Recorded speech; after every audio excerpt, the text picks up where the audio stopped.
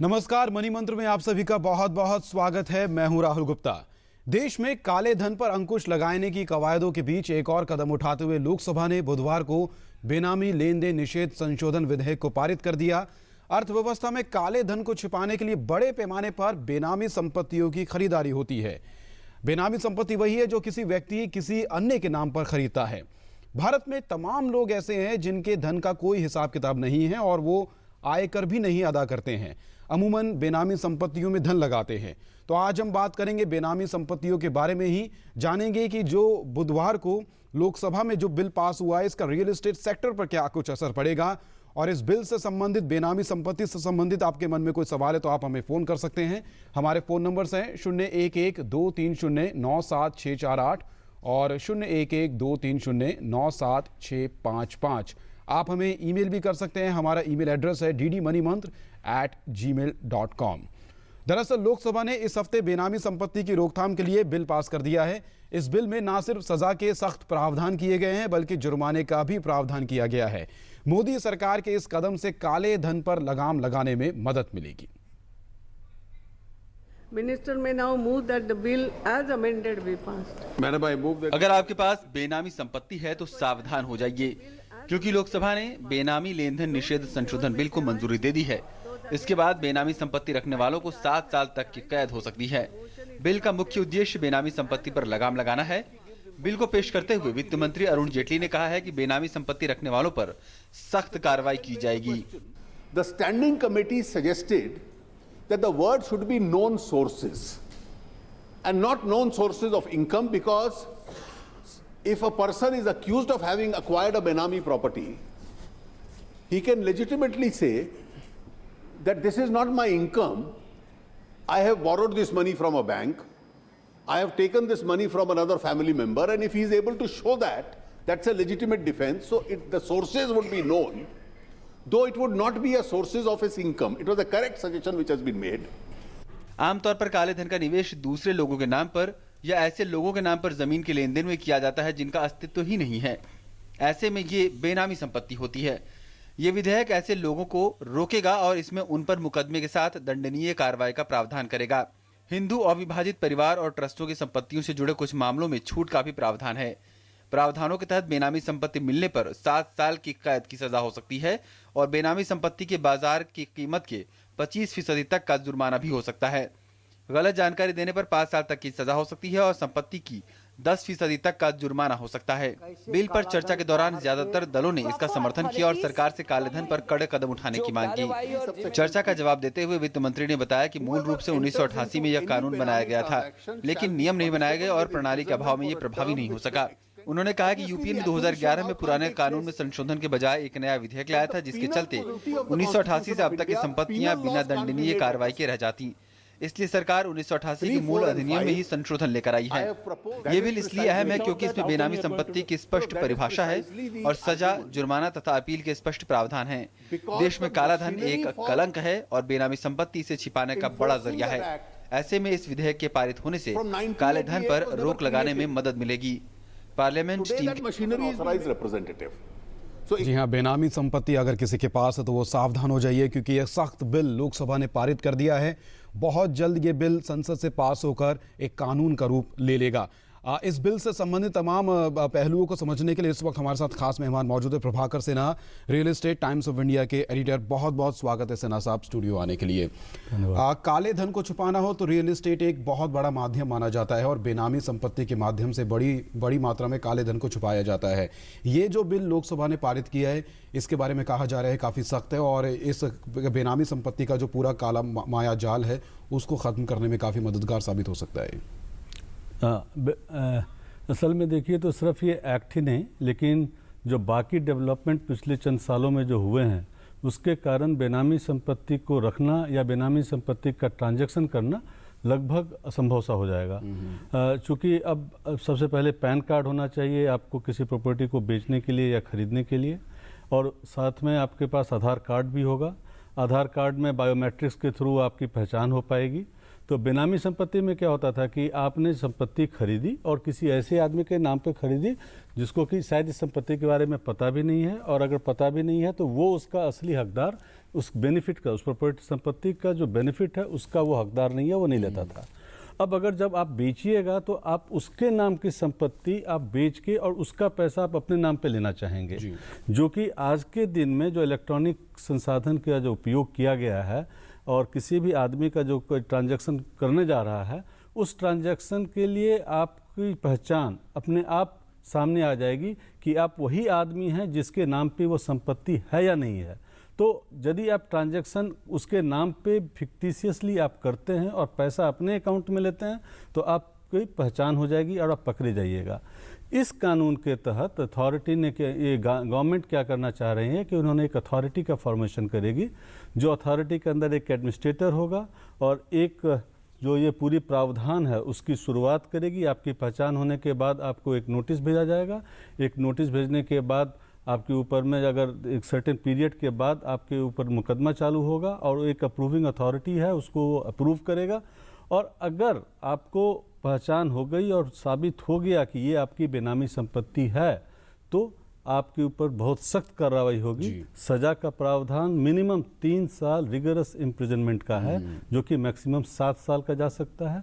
संपत्ति तो कन्फिस्केट हो ही जाएगी और इसके ऊपर में 25% उस संपत्ति का जो मार्केट वैल्यू है उसका जुर्माना भी अदा करना पड़ेगा। काफ़ी सख्त कानून है, सज़ा के भी काफ़ी सख्त प्रावधान इसमें किए गए हैं और काफ़ी बदलाव भी देखने को मिल सकते हैं। ऐसे में जिस तरह से रियल एस्टेट सेक्टर है उसमें उसकी सफाई के लिए ये बिल काफ़ी काम आ सकता है कि रियल एस्टेट सेक्टर में काले धन का जो इस्तेमाल बार बार होता था उसकी वजह से एक माया जाल भी रियल एस्टेट सेक्टर में बना हुआ था, उसकी सफाई के मामले में भी काम आएगा ये? निश्चित तौर पर दोनों ही।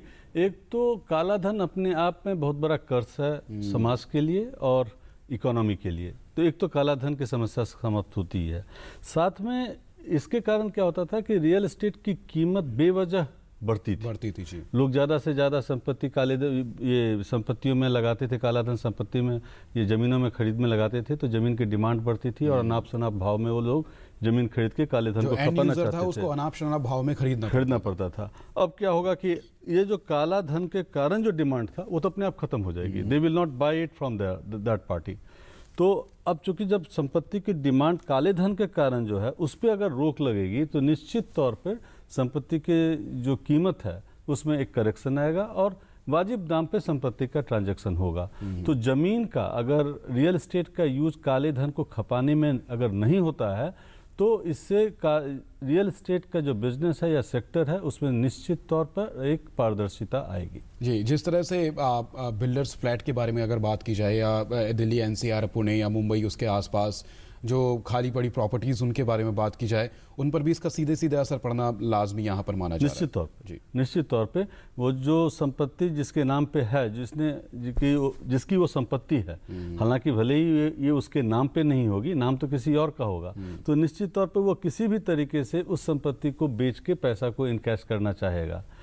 और अगर ना भी इनकैश करना चाहे, मान लीजिए अगर संपत्ति की पहचान होनी शुरू हो जाती है किनकी संपत्ति है, और अगर मान लीजिए कि वो आदमी एग्जिस्ट ही नहीं करता है, कई बार तो आदमी एग्जिस्ट ही नहीं करता है, आपने एकदम फिक्टिशियस नाम पे जमीन खरीदा होता है, तो निश्चित तौर पे साबित हो जाएगा कि ये बेनामी संपत्ति है, वो तो वो संपत्ति को मार्केट में लाना पड़ेगा और संपत्ति अल्टीमेटली बेची जाएगी। तो नेचुरली है संपत्ति का आपका सप्लाई बढ़ता है, मतलब ज़्यादा से ज़्यादा रियल एस्टेट प्रॉपर्टी मार्केट में आनी शुरू होंगी।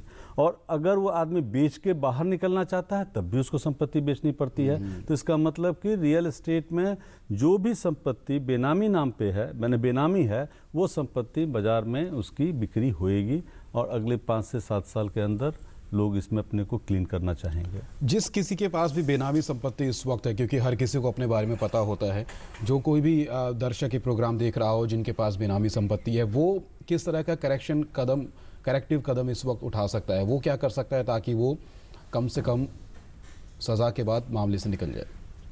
इस वक्त क्या कर सकता है? अभी प्रावधान चल रहा है कि आप डिक्लेयर कर दीजिए उस संपत्ति को और उस संपत्ति को अपने नाम पे ट्रांसफ़र करके इमीडिएटली उसको आप डिक्लेयर कर दीजिए कि साहब ये हमारी संपत्ति थी। और दूसरा है कि साहब आप उस आदमी जो जब आपने वो संपत्ति खरीदी थी उसके नाम पे अगर वो इनकम आपका जायज़ है तो उस पर टैक्स देके आप वो संपत्ति अपने नाम पे करवा लीजिए। इसमें एक बहुत बड़ा सेक्टर वो फंसेगा एग्रीकल्चरल लैंड का। पहले क्या होता था कि जो बहुत सारे ज़मींदार हुआ करते थे उनके पास बहुत सारी ज़मीनें हुआ करती थी, 5,000 एकड़ 10,000 एकड़, और वो संपत्ति जो थी वो जब गवर्नमेंट ने एक लैंड सीलिंग एक्ट लाई कि आप 20 एकड़ या 15 एकड़ से ज़्यादा संपत्ति नहीं रख सकते हैं, तो उन जमींदारों ने अपनी बहुत सारी संपत्ति अपने दूर के रिश्तेदार या कुछ ऐसे लोग जो कि आपके यहाँ काम करते हैं या आपके मित्र हैं उनके नाम पे बिना उनको बताए हुए कर दिया था।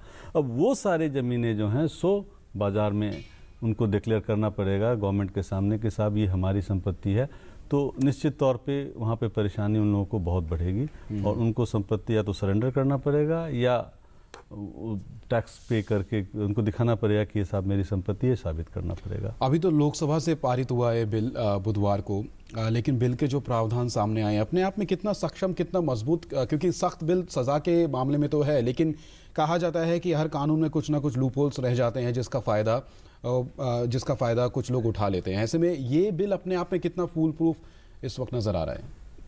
ये बिल फुल प्रूफ अपने आप में नहीं है, लेकिन जो बिल के पीछे में जो सरकार के पास टेक्नोलॉजी के कारण जो एक ताकत आई है वो इस बिल को बहुत ही इफेक्टिव जैसे आधार से जोड़ा गया, जैसे आधार से जोड़ा हुआ है। अब कोई भी ट्रांजैक्शन आप करने जाएंगे तो आपके पास पैन कार्ड चाहिए, आपके पास आधार कार्ड चाहिए, और वो जब ट्रांजैक्शन करते हैं तो फिर आप फिंगर प्रिंट्स देते हैं या रेटिना आईडी है, तो उससे एकदम से आइडेंटिफाई हो जाएगा कि ये वही आदमी तो बेच रहा है ना जिसका नाम है।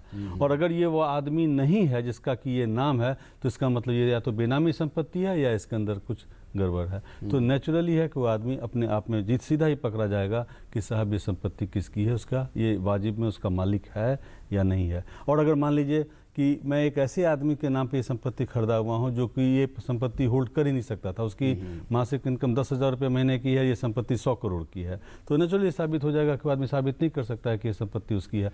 उसको कई बार पता भी नहीं होता है कि ये संपत्ति उसके नाम पे है, और जब आप उससे संपत्ति लिखवाएंगे तो नेचुरली ये पैसा उसी के अकाउंट में जाना चाहिए और फिर उसी से आपको साइन करवाना पड़ेगा ताकि पैसा बाहर आए। तो इन सारे चक्करों के बीच में वो आदमी पकड़ा जाएगा कि साहब इस तरह का ट्रांजैक्शन नहीं कर सकते हैं। और जिस तरह से इस क्षेत्र में कैश ट्रांजैक्शन भी होती है, क्योंकि कैश के बेसिस पे ही काले धन को इधर से उधर मूव किया जाता है, क्या उस पर भी रोकथाम लगाई जाएगी? जब आप रजिस्ट्री करने जाइएगा और अगर आपकी रजिस्ट्री 50,000 रुपये से ज़्यादा की है तो नेचुरली है आपको वो ट्रांजैक्शन बैंक के थ्रू करना पड़ेगा। जी, एक कॉलर है, जल्दी से उनसे बात तो कर इसलिए लेते हैं। कैश का ट्रांजैक्शन अब संभव नहीं है। अब संभव नहीं है, इस पे भी अब रोक लगने की रोक लग उम्मीद चुकी है। है। छत्तीसगढ़ से पटेल हमारे साथ हैं फोन पर। पटेल जी, बहुत बहुत स्वागत है आपका, सवाल पूछिए जल्दी से। जी सर, ये जमीन के बारे में बता सकते हैं क्या सर, इसमें जानकारी दे सकते हैं क्या सर? क्या बेमानी जमीन वाले जी, सवाल कृपया दोहराइए, आपकी आवाज़ साफ नहीं आ पाई। ये फर्जी है चल रहा है वैसे। आपसे माफ़ी चाहते हैं। जी जी जी, माफ़ी चाहते हैं पटेल साहब, आपका सवाल हम बिल्कुल नहीं समझ पाए। ये जमीन के बारे में भी जानकारी दे सकते हैं क्या सर, ये फर्जी वाले? कोई जानकारी हासिल कर सकते हैं क्या क्या? फर्जीवाड़ा? किस चीज़ का फर्जीवाड़ा? जमीन के बारे में सर, जमीन के बारे में फर्जी वाला। हाँ, फर्जी नाम पे जमीन आप खरीद नहीं सकते हैं। अब अगर आप फर्जी नाम पे जमीन खरीदेंगे तो आप पहचान में आ जाएंगे और वो संपत्ति आपके कन्फिस्केट हो जाएगी। नहीं, मेरे ख्याल से वो जानना चाह रहे हैं कि किसी ज़मीन के बारे में जानकारी भी हासिल कर सकते हैं अगर इनको शक है किसी बात पे, या खुद ये प्रोबेबल बायर है किसी ज़मीन को, उसके बारे में पता कर लगाना हो। नहीं, उसके लिए तो आपको अथॉरिटी के पास जाना पड़ेगा उस संपत्ति के बारे में जानकारी हासिल करने के लिए कि संपत्ति किसकी है या किसकी नहीं है। वो तो आप रजिस्ट्री ऑफिस में जाके पता कर सकते हैं या जो गवर्नमेंट के बाकी महकमा है उसके अंदर पता करना पड़ेगा। मेरे ख्याल से ये भी काफ़ी अहम होगा, अगर आप कोई ज़मीन या कोई फ्लैट खरीदने जा रहे हैं तो आप पता करने की बायर कौन है और उस असलियत क्या है। अब देखिए, सारा का सारा ये जो डाटा है इसको कोशिश किया जा रहा है कि इलेक्ट्रॉनिकली इसको एक वो बनाया जाए, इलेक्ट्रॉनिकल बैंक बनाया जाए जिसके अंदर के सारे डाटा होंगे और कोई भी आदमी ऑनलाइन ये चेक कर सकता है कि ये संपत्ति आज किसके नाम पे है, इन्होंने किससे खरीदी थी और जिन्होंने खरीदी थी उससे किससे खरीदी थी। तो एक ट्रैक ये लोग चाह रहे हैं किसी तरह से क्रिएट करना और क्रिएट करके ऑनलाइन अवेलेबल करना।